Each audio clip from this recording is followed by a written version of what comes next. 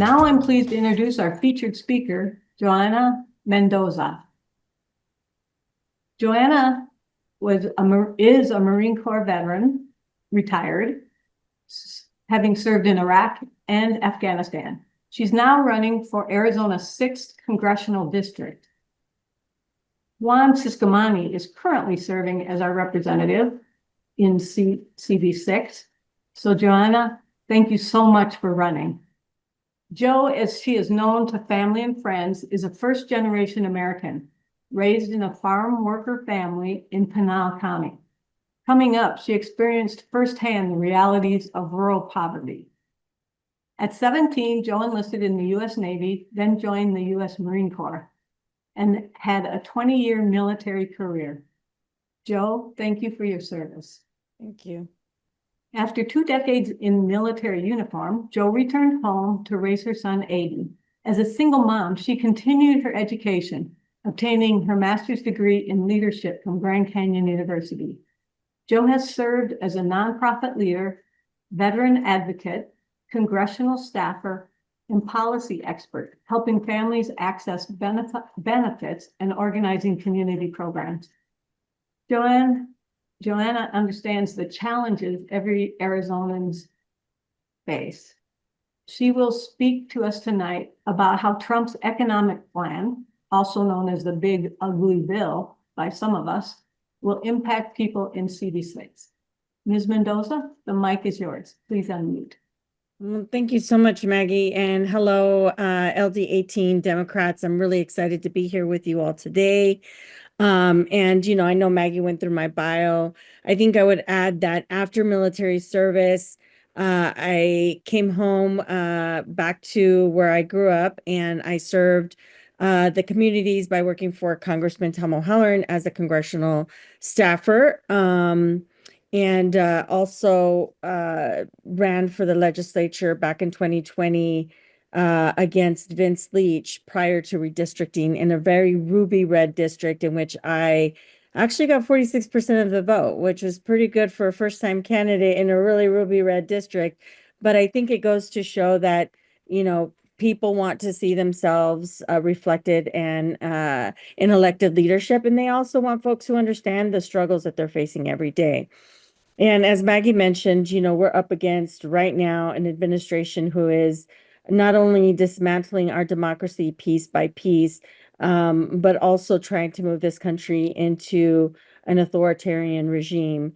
And it's a really scary time for our country. As someone who has served for deployed to Iraq and Afghanistan, I've seen what happens to countries that do not have democracy. And it is an extremely scary time. And I know that you all know that. One of the reasons why I've decided to jump in is because, again, I served my country for 20 years, and that oath that I took many, many, many years ago does not expire, and I will always honor it. And whenever our country calls and she's in trouble, I will answer that call. In addition to being extremely concerned about what type of democracy or country my son will face in the future, and whether or not he will actually have, the freedoms and the opportunity that I fought for all Americans. And so with that said, just to get into this, what we are now calling the Big Billionaire Bill, and we are using that message, that term, because it exactly expresses what this bill and who this bill is for. It is not for the working people. It is not for our seniors, for our veterans, for our children. It is for billionaires. And I'll go through some of these. Please feel free. I don't know, Maggie, what the forum here is, if folks want to ask questions or if you have a raise your hand option, but I would really love to be for this to be a conversation instead of me just talking at folks for, 10 minutes or however long you have me on here. Jo, the format is, because it's such a large group, is that they will put their questions in the chat. Perfect. And then Ted will review those and ask them. Perfect. On their behalf. That'll work. Great, thanks. Okay. Yes, absolutely. So first and foremost, as we know, this bill is specifically written for billionaires. for the billionaire bandwagon. And we know that Juan Ciscomani has not stood up to Trump or this administration. And I know in previous election cycles, we often use the term that, Ciscomani was extreme. And even when I spoke to Kirsten Engel early in the year, she said, that was really messaging that really didn't stick to him. And so I think what's appropriate right now is that he lacks the political courage that we need of elected officials to do their job. And he is not standing up for the people of this district, and he has remained silent and complicit in what is happening in our country. And then he'll write these nice little letters, like he did for Medicaid, and saying that he wants to protect it. But then when it comes time to vote, what does he do? He votes just the way the party bosses want him to vote. And I think it's also important to note that, I would say maybe about a week or two, a couple weeks before the reconciliation bill was up for a vote in the House the first time, he had received the endorsement for Trump. And I am sure that was a way to strong arm Ciscomani, not that he needed it, but to just remind him of where he needed to vote. And of course, it wasn't with us.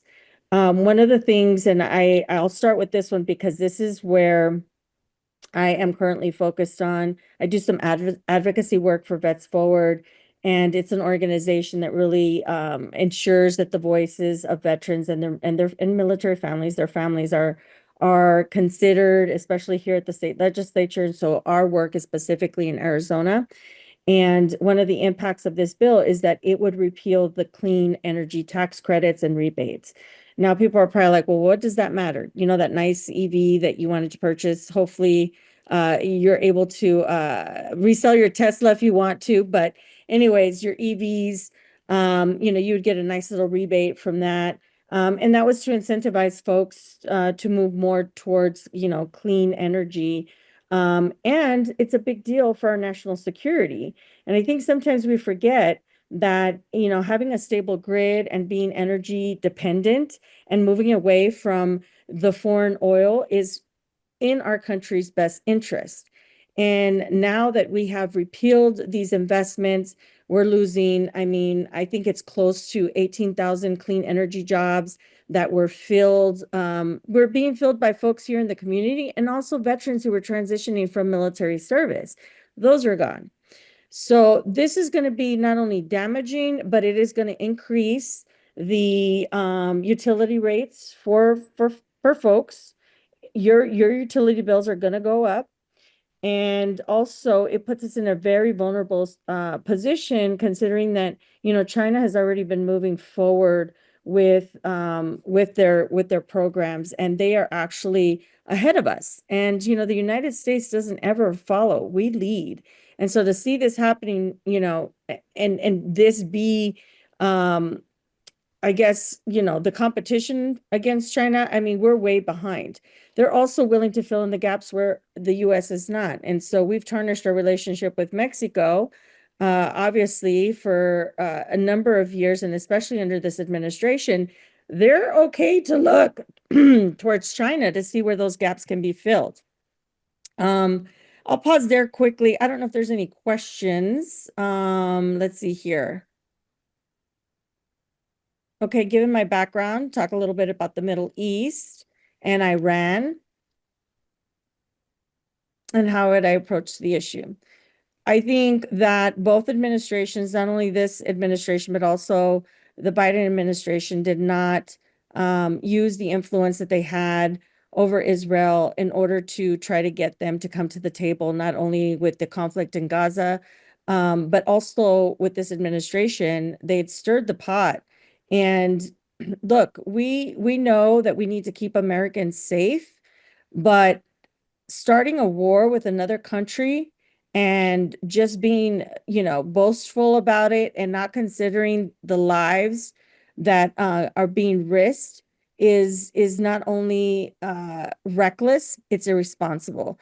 And you have to think that any time that we are involved in a conflict, we send people in. We send service members in, men, women who have families, who leave their families behind, much like what we saw in Iraq. Now, we shouldn't have been there for 20 years. And to be quite honest, we had some bad intel there. But what has happened, or what happened in Iran, is not only again inciting, more of this violence and this propensity for war, but it's not really helping anyone at all. And we don't have clear intelligence to be able to identify whether or not this was even successful. Can we even trust our intelligence agencies right now? Can we even trust our government to give us the correct information? And I think the answer to that is no. My approach when in Congress is to be able to create relationships and a coalition that will allow us to have difficult conversations. And look, I don't know if there are any Republicans left that have actually conservative values, or what we call here in Arizona, McCain Republicans. I don't know. There might be a handful, but I think that we have to make our best effort to try to find allies where we can while in Congress. And as someone who is used to having difficult conversations because of my time in the military and of course afterwards, that's something that I definitely want to do. I also think that in addition to once we take back the House, because we have to, it is too scary right now to not. We have to be in it to win it, and failure cannot be an option. And so, when we finally take the House over, we have to have a plan well in place before that. And I've heard from a lot of folks that they're not really, they don't have a lot of confidence in the leadership in the House right now. But what I would tell you is that we each have an opportunity and a duty to be able to do everything that we can that's within our power and not necessarily rely on national leadership to come help us out. And I say that because I think that there is a lot of, at times there can be a lot of kicking the can down the road and, hey, what are they going to do to help us? But I think we're at a point right now in our country, and especially with this upcoming election, that we have to do our parts and we have to operate as if no one will come save us. Oh my gosh. Joe, I've got them here for you. Okay, go ahead. Yes, Yeah. please. Okay. Gail asks, there is significant funding to bulk up both ICE and Border Patrol to make them an internal armed force. Please comment. Yeah, I do not support the weaponization of our military. It is in violation of military law, and what they are doing is obviously trying to incite fear. A lot of the funding that is being provided to ICE and organizations that are kidnapping, folks off the street that we can't identify needs to be accounted for. And when we take back the House, we need to take a look at where, in terms of the money that has been allocated, where we can pull some of that back. They're obviously taking money from other programs to put into ICE. And the reason they want to do this, which is what we all know, is that they want to put the fear of God in people. They want people to fear them. And I think what we need to do, and as someone with a mixed status family, is ensuring that we are knowledgeable on what our rights are, ensuring that we're continuing to put pressure on all members of the congressional delegation, especially Siskamani, because he has been really quiet on this issue. We need to continue to put pressure on him and all of the other elected officials who are not standing up against this. It's egregious. As someone who has served, and someone asked me this one time, they said, because you joined the military, or it was probably more of a comment, but they said, because you were in the military, you're all about war. And I said, no, as a matter of fact, I joined the military because I want peace. And in the Marine Corps, we are taught hearts and minds always diplomacy first. And I think that right now, especially right now, we need to not only keep the pressure on those elected officials, but we also need to make sure that we're sharing the stories of people in our community. There is the matter of not just ICE and the kidnapping, the wearing of ski masks. There's a reason that law enforcement wears a badge and is identifiable to, be able to bring in the rule of law, right? When they're present, it's like, okay, they're here to, try to fix things. They're not perfect, but I think what this is creating is a lot of chaos. And so I will say this about what is happening right now with ICE and with immigration is that we need our elected leaders. If the committee hearing chair or the committee chair is not allowing for hearings on this issue, then members of the delegation need to hold informal field hearings here in Southern Arizona, where they bring in stories from folks and organizations who are being impacted by these actions. And it does prove to be successful. We've done it in the past. When I worked for Congressman O'Halloran previously, there was the Farm Bill, and I don't know if you all remember, but there was the Republicans were trying to cut SNAP again, the government assistance programs. And Tom O'Halloran was my former boss, and a couple of other members of Congress held an informal field hearing in the state of Arizona and asked organizations and people to come up and provide testimony, which was really important because that's how we move the needle. So I've got a question from Mr. Keshan Nipur. Given your background, can we talk about war in the Middle East? The United States has launched a war against Iran, unprovoked and unauthorized by Congress, and according to intelligence estimates, ineffective at permanently degrading their nuclear capabilities. How would you approach this issue? Is the war with Iran merited, and what is the role of Congress? I think I spoke on that earlier, Ted. Okay. All right. Well, okay. I didn't want to know if you wanted to elaborate because he had a lot of stuff in there. Okay. Talk to us about your strategy in the rural areas of CD6. And I want to combine that because someone else asked further down about priorities for the border counties. Yeah. Okay, well, the strategy for rural areas, born and raised in a rural community in Eloy, proud daughter of farm workers. I'm currently raising my son in a rural community. Of course, right back where, where I started, where I was born and raised. And so I think in terms of rural communities, they often feel forgotten. Whenever electeds, like for example, Cory Booker, when he came down here after his filibuster in the Senate, and he really wanted to get people excited and let them know that there's hope and we're fighting. They did not go out to rural areas where I think people are desperate for leadership and desperate for hope. And so I've been a very vocal advocate about the issues in rural communities, but also elected officials not showing up for folks in these communities. They will roll out the red carpet for you. They just want to be seen and heard. And so I think it's really important to show up, listen to their challenges, to their concerns, what they have to say, which we know right now Siskamani is not doing, and establish long-term relationships with the folks in those communities so that they feel that they are a part of what I'm trying to build here, which is community in this district.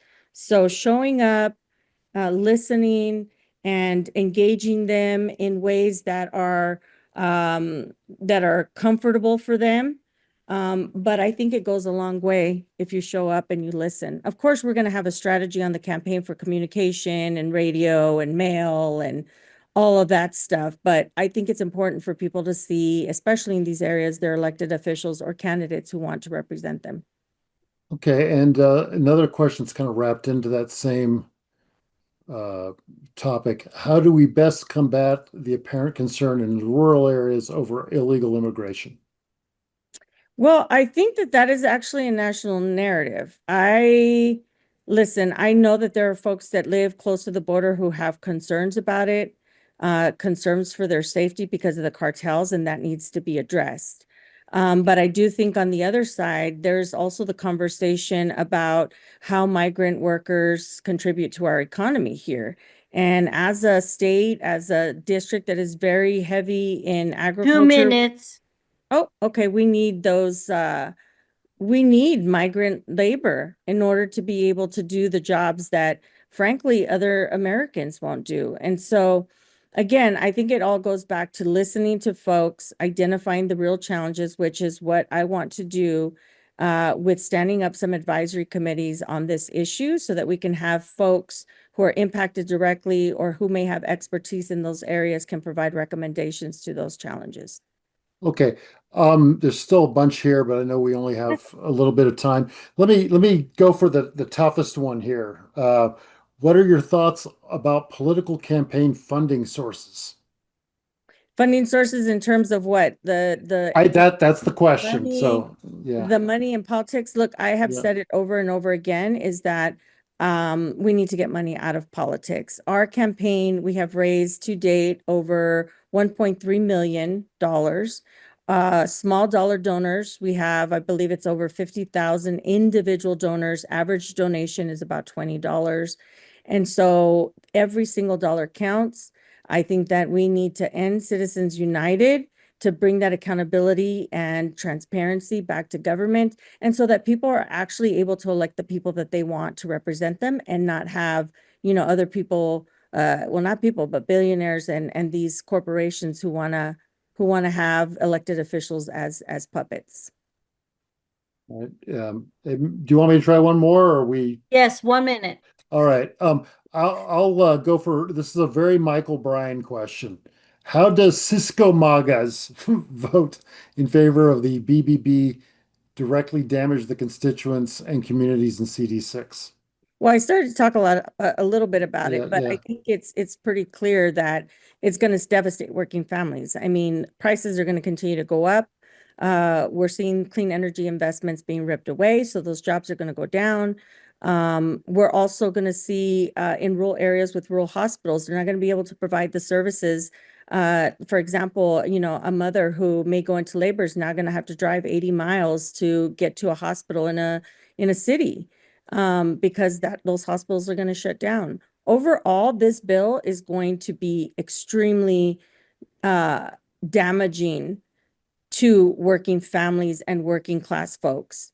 And it's all for them to give their billionaires a tax break that will allow them to buy another yacht or rent out a whole freaking country for a wedding. And that is egregious. Like, we have people who are starving, people who can't afford their medication. It's a mess. And what I would ask of you all is continue to share those stories, continue to put pressure on Siskamani and calling him out for not having political courage, and help your neighbors as much as you can, because it's going to really take all of us to get through this difficult time. All right. Thank you so much, Ms. Mendoza, for taking the time to speak with us tonight and for your military service and Thank you. running for office. Well, thank you so much. I hope you all will invite me again. And please follow us on social media, sign up for our newsletter, JoAnnaMendoza.com. We will be having listening sessions. We just did one at a library here off of, it was Ina, right next to Pima Community College. But I would love to have you all there so you can continue to ask these tough questions and we can find solutions together. So thank you all so much.